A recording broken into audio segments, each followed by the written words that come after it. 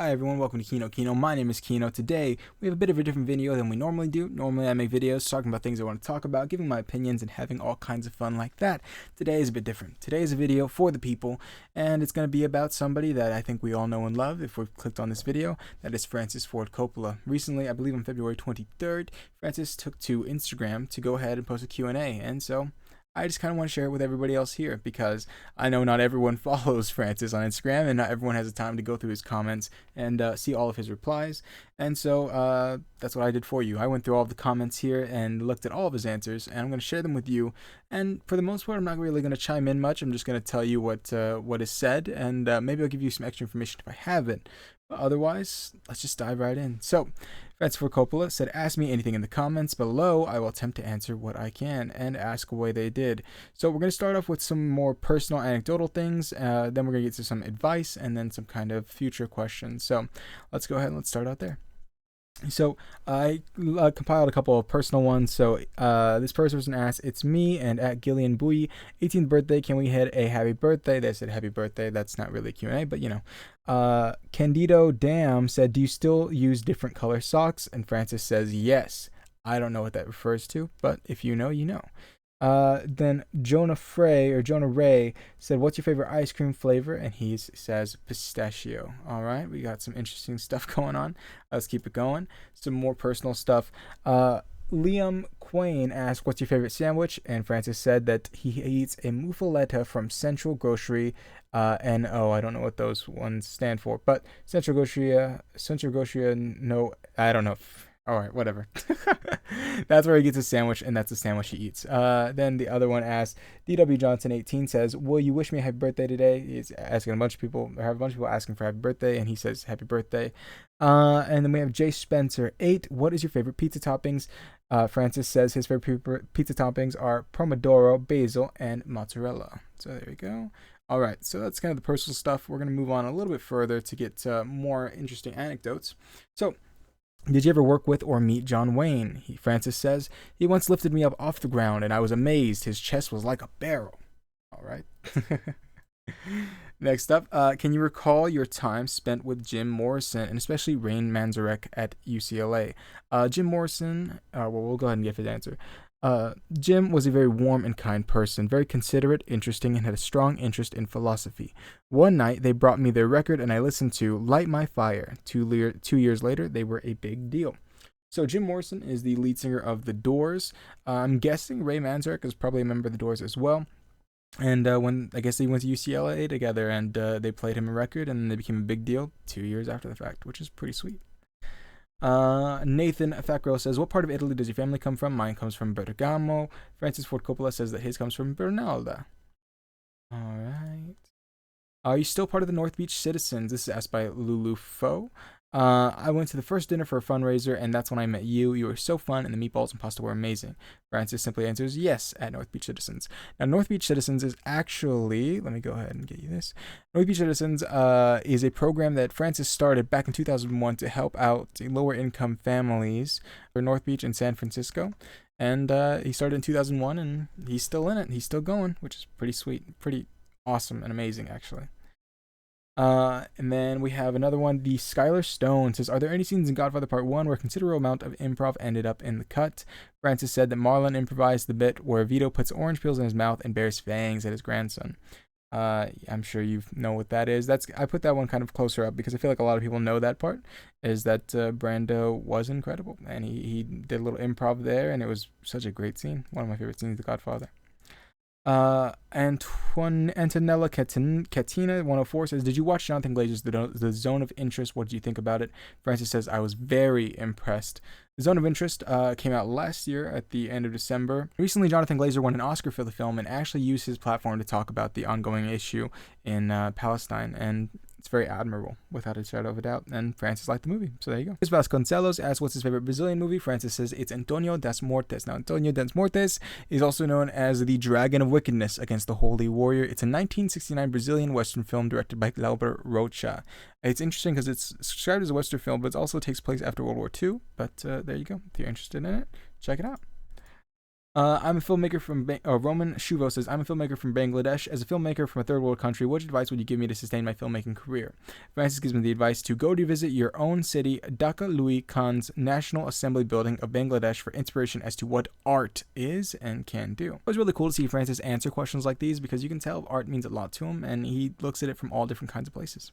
Very, very cool. Ni Ajay Finals.zip asks, most influential French New Wave film to you. Francis answers, Breathless. Breathless is a 1960 film, French film, of course, about a small-time thief that steals a car and impulsively zeroes a motorcycle policeman. Wanted by authorities, he reunites with a hip American journalist student and attempts to persuade her to run away with him to Italy. Directed by Jean-Luc Godard. So, there you go. Let's see. Next up. What is your favorite book? One that you read again and again, or one that you read once and will never forget? Francis answers that it is Sentimental Education by Gustave Flaubert. I have a little bit of that. The story focuses on the romantic life of a young man named Frederic Moreau at the time of the French Revolution of 1848 and founding of the Second French Empire. Even Francis Ford Coppola loves his romantic novels. All right. What's your favorite David Lynch movie? This is asked by Ansi Shafir. Greetings from Germany. Francis says, hard to choose, but I was knocked out by Eraserhead and The Elephant Man. Now, Eraserhead is about a man named Henry Spencer who tries to survive his industrial environment, his angry girlfriend, and unbearable screams of his newly born mutant child. Very, very interesting, by David Lynch, of course. Elephant Man is about a Victorian surgeon who rescues a heavily disfigured man who is mistreated while scraping a living as a sideshow freak. Behind his monstrous facade, there is revealed a person of kindness, intelligence, and sophistication. Of course, directed by David Lynch, and that was made in 1980. So, there you go. Yogi Loves Films asks, which Sofia Coppola film do you like best? And if you don't know, Sofia Coppola is his daughter, of course. And he gives out a couple of them. He says Somewhere, Marie Antoinette, and The Virgin, Flatlines, and Lost in Translation. So I'll go ahead and tell you a little bit about those ones. Somewhere is about a person who withdraws to the Chateau Marmont. A passionless Hollywood actor re-examines his life when his 11-year-old daughter surprises him with a visit. That was made in 2010. The Virgin Flatlines is in 1999. It's about a group of male friends become obsessed with the 5 mysterious sisters who are sheltered by their strict religious parents in suburban Detroit in the mid-1970s. Lost in Translation, which stars Bill Murray, of course, is about a faded movie star and a neglected young woman who form an unlikely bond after crossing paths in Tokyo. Man, that one really took a hit on my tongue there. But either way, those are his favorite Sofia Coppola films. All right. Do you still think that The Conversation is your favorite film? Francis says, I love them all, but if I scratch deeper, I might say my favorite film is Rumblefish. So what they're actually talking about is Francis's films. They're not talking about like his favorite films overall. Francis's film is The Conversation and also Rumblefish. And this was in 2024, like I said, very, very recent. So to know that his favorite of all of his films, which includes, The Godfather, Apocalypse Now, The Outsiders, to come up with Rumblefish is pretty wild. It makes you definitely want to check that one out. Nick Hart asks, why did you have such an issue with Cronenberg's Crash while on the jury at Cannes in 1996? Francis says, I didn't. Not true. Jury voted with index cards and Crash got 4. I later suggested it get special award, which it did. I don't really know how that system works, but apparently Francis was accused of not liking a film when he did. And there you go. Melanie Laddington asked, who would you have been if you didn't make films? And Francis said that I'd either be running the telephone company or a nuclear physicist. Now, he puts running the telephone company in quotes, and I don't really know why he did that. Maybe it's an inside joke that I don't understand. Or nuclear physicist, which, okay then, that's a huge swing. All right. Which movie do you believe every actor should watch? Francis says, Andrzej's Wall. No, I'm sorry, I can't. Andrzej's Wall. Why? I don't know. Ashes and Diamonds and Joseph L. Mankiewicz's Julius Caesar. Now, Ashes and Diamonds is a Polish film that Francis said on record a long time ago that it was actually his favorite film ever, I think, at the time. But that is a 1958 Polish film about World War II. And how the German occupation ended, and then the Polish resistance and Soviet forces turn on each other in an attempt to take over leadership in communist Poland. And then Julius Caesar is a very classic Julius Shakespeare play, of course, but then the movie was made in 1953, directed by Joseph Mankiewicz. Now he's talking about actors, which is very interesting because one of the biggest kind of breakout roles from that was from Marlon Brando, who played Mark Antony. This was kind of Brando's big break from becoming just kind of this mumbling movie star into this big performer, which at the time people really didn't think he could handle. And we all know that Francis is a big fan of Brando, and there you go. All right. What advice would you give to a young aspiring filmmaker? This is asked by Alexandra Maxwell. Francis says to read Elliot Kazan's chapter in the book Directors on Directing by Toby Cole. I think that was pretty self-explanatory. Cynthia Abu Khalil, so if I ask anything, you reply yes. What is the advice you give to a young filmmaker? Francis says he gives the advice of good acting and writing are the oxygen and hydrogen of cinema. If you don't have either of them, it will be hard to have a good movie. And if you have both of them, then the other weaknesses such as poor production design can be compensated for. Now, I agree with this sentiment wholeheartedly. I think that you can see that especially today where films are given such huge budgets to make them look as pretty as possible, but ultimately they never really come out as great as they would if they just had really great writing and really great acting. That's all you need to make a great film. And I stand by that, and Francis stands by that. And I think that's just such a true thing in film in general. But anyways, let's keep going. The Tony Clayton, happy Friday. Any top of mind advice for screenwriters trying to break in the film industry? Francis's advice for screenwriting is very interesting. He says, write the ending first. The ending is obviously very important, and it's where everything has to go. I mean, that's his advice. That's all he can say. I have nothing to say on that. It sounds like good advice. Nicole Hans asks, what do you do when you feel unmotivated but need of inspiration? He says that he reads, learns, and considers.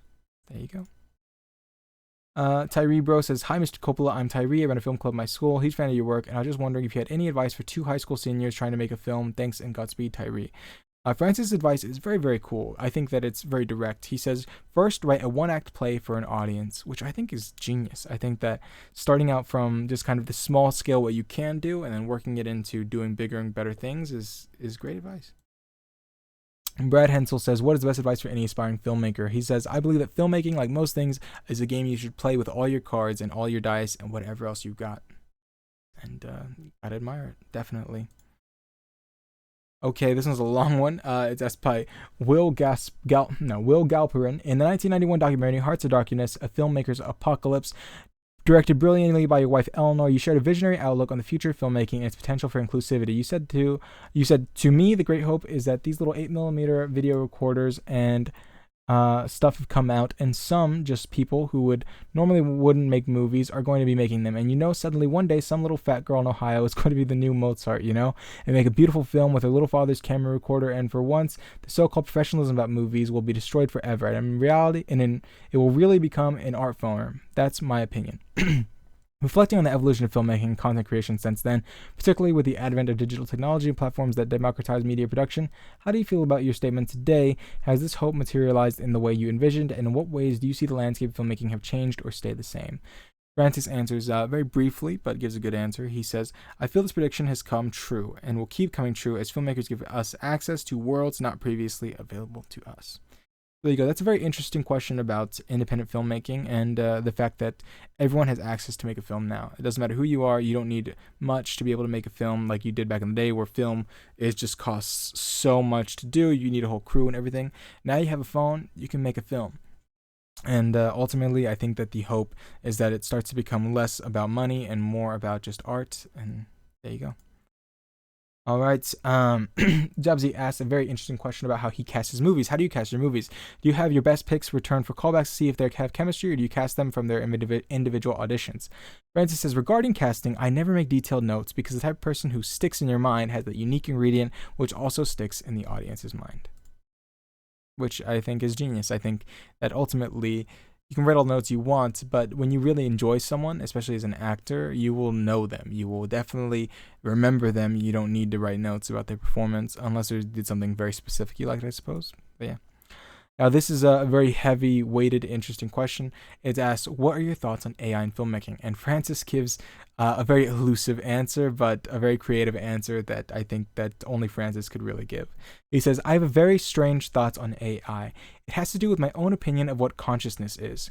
I believe if you reach a certain critical mass of computational ability, and if it could be interlinked with a certain critical mass of chemical ability, and if this entirety were encompassed by a language, it would burst into consciousness. Instead of looking at AI and viewing it as AI itself, he's viewing it as what it could be one day, right? Is that he believes that if AI could become conscious, well, that would be interesting, to say the least. Would he be excited to see an AI film if the AI is a conscious living being? that's something that I'd be interested to hear him talk about for sure, because it definitely is a hard situation we're in right now where AI is not conscious, it is just a tool. But like he has interesting thoughts about what it could be, that's for sure. All right, and then we have should a first time. This by Devars Ghosh. Should a first time or novice or amateur screenwriter write a screenplay based on the market demand so that he has a chance for selling it, or should he throw caution to the wind and try to write something without worrying about selling? And Francis gives a very classic Francis answer, which is write what you love. He gives another similar answer to another similar question, which is what can you say to your 18-year-old version of yourself? And Francis says, do what you love and don't worry about anything else. That's very interesting. I do believe that ultimately, if you don't love what you do, then you're not going to be successful in it 99% of the time. But at the same time, if you do love what you do, you have to also understand that being successful in that field will oftentimes come with having to make sacrifices. Sometimes you have to earn that freedom to do what you love and do it successfully, right? I think that a lot of the filmmakers you see today have at one point had to make a film they didn't want to make just to kind of end up where they can make things they do want to make. And I think Francis is a very good example of that, right? I think Francis, if you don't know, he created The Godfather. He directed The Godfather out of necessity. Not because he wanted to make it. He actually didn't really enjoy the book that much. He liked a lot of the family aspects, but there's a whole section of the book he really didn't like that isn't in the film. But he had to make that film because George Lucas ended up putting himself in a bit of a bind. Now, I don't really remember the intricacies of the details all that much, but essentially Francis had to make The Godfather because he and George had got themselves in a bit of hot water when George ended up making a film that he really wanted to make called THX 1138, which did very, very poorly and ended up costing a lot of money, which I believe ended up putting Francis and him in debt. And so in order to get out of that debt, he had to agree to make The Godfather for practically nothing in order to make it out of that debt.